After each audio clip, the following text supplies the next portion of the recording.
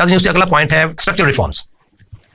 नाज़रीन एक structural reform होते हैं कि जिसमें हम पाकिस्तानी बेनिफिशरी हैं, मैं पाकिस्तानी हूं, आप भी पाकिस्तानी हैं। स्ट्रक्चरल रिफॉर्म वो जहां मैं और आप बेनिफिशरी हैं वो आने चाहिए, लेकिन IMF और उसकी टीम की जो डिमांड है वो स्ट्रक्चरल रिफॉर्म इस तरीके से लाना चाहते हैं कि जो लैंडिंग इंस्टीट्यूशन है उनकी पेमेंट टाइम पर हो, वो जो हमने कर्ज लिए हुए हैं उनकी पेमेंट टाइम पर हो।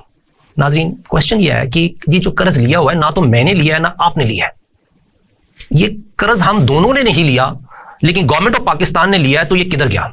क्या इसके ऊपर कभी आपने रिपोर्ट पढ़ी? मैं आपको मिसाल देता हूं नाज़रीन, आज से 4 साल पहले हमने कर्ज लिया सैलरियां देने के लिए।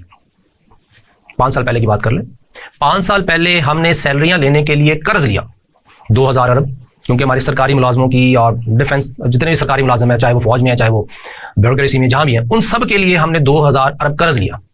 क्योंकि हमारे पास तो सूद देने के लिए पैसे नहीं है, तो हमने तो सैलरियों के लिए भी कर्ज लिया। जब 2000 पे और एवरेज इंटरेस्ट आज से चंद साल पहले 8-10% था, आज 25-30% है, तो हम एवरेज 20% लगाते हैं, तो वो जो 2000 अरब था वो 2400 अरब हो गया अगले साल।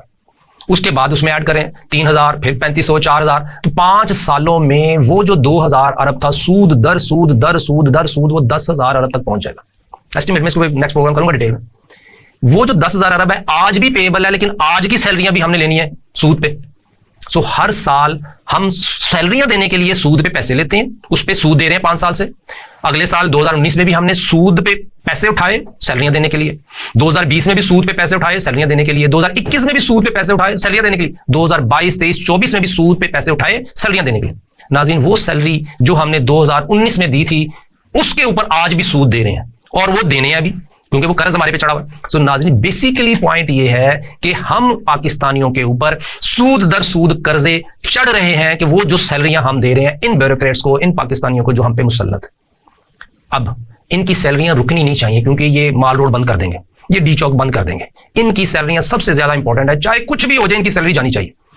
नाज़रीन ये है वो स्ट्रक्चरल रिफॉर्म, वो चाहते हैं कि हम पाकिस्तानी कर्ज पे कर्ज लेते रहें ताकि सैलरियां पे होती रहें, सूद पे होता रहे।